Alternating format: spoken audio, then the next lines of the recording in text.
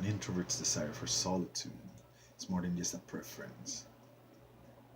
It is crucial to our health and happiness. Hello, everyone. I'm Victor, your dating trainer. So, you're an introvert.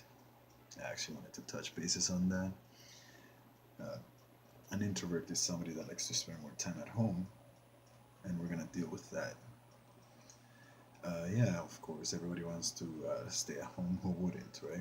But the only one way that we could actually deal with that is to uh, try going out a little bit more, in the sense that, okay, you know what, I want to go outside and meet new people. Maybe you're the crush of your life, or the person that you want to be with. It's You see him every day, or you see her every day, and they're right there all the time, and they're an outgoing person, obviously, and you would want to get to know them better. So try frequenting the areas that you actually are when that person is there, right? I'm not saying go out the whole day or the whole night. I'm just saying measure yourself. If you like going out for 1 minute, or if that's as much as you could take, then try that. And if you feel at all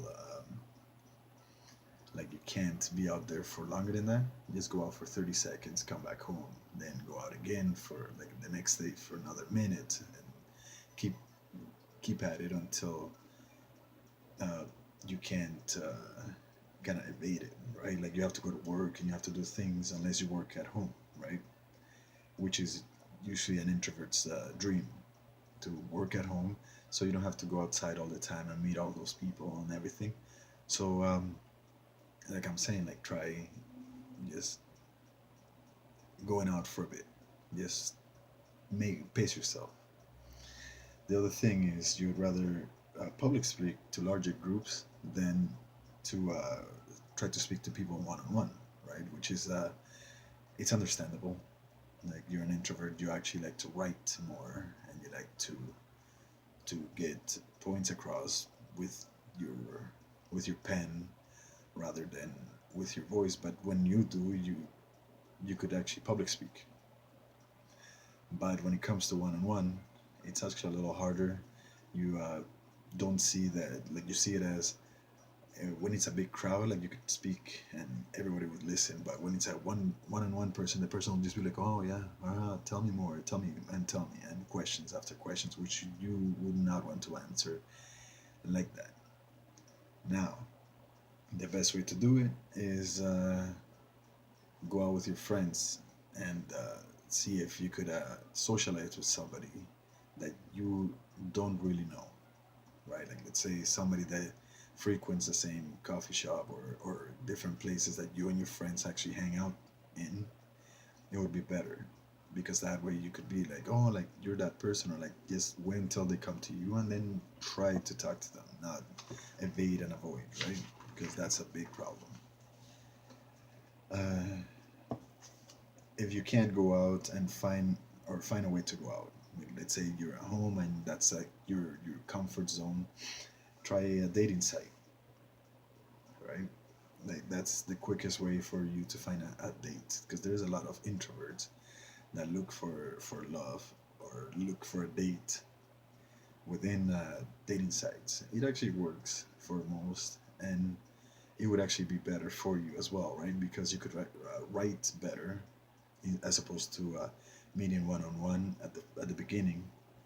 But once you get to that point, I'm gonna talk about what to write and what to do and what to say and what not to say. But that's for another date, right? For another one of these tutorial things on how to become a better you. You're more likely to be a great listener. So to that, I could say be the best listener to the person that you're attracted to, right? So let's say you go to this coffee shop and that person frequents that coffee shop, and that person just happens to open up and try to talk to you. Just try to talk to them, try to see or try to listen to them, so that way you could actually gather more info on that person in particular. And since you're a better listener than you're a speaker, you would actually be better off to listen as opposed to speak. So Getting back to that, I'll get into it in more detail later down the road because it actually affects everyone, right? Like, but to the matters, to the basics, you found out who you are. You're an introvert. Now we got to deal with it. So you open up to the small amount of friends that you are loyal to. And as I said before, see if you could open up to the person that you're attracted to, right? Because a lot of people say, "Oh, like I'm attracted to that person, but I don't want to open up as much because I don't trust them, or they don't probably like will take advantage," which is not true most of the time. And try to see where it goes from there. As I said, if you're a good listener, just lend an ear, right? Uh, every now and like as soon as you get your date, or as soon as you try to like find a person online and everything goes smooth, try to stay in for a date as opposed to going out. Like a lot of people say, "Oh, let's stay for a food and Netflix, or Netflix and stay in, or whatever you call it." But since if it makes you feel more comfortable rather than being outside surrounded by a group of people, it's better to have a one-on-one connection, and that way your bond will grow stronger. We'll talk about this more. If you have any questions, comments, like the video. Uh, don't forget to subscribe. And as I said, add comments. The more comments I get from you guys, the better it is for me, because that way I get to know you better. Okay? Have a wonderful evening and embark on a journey with me.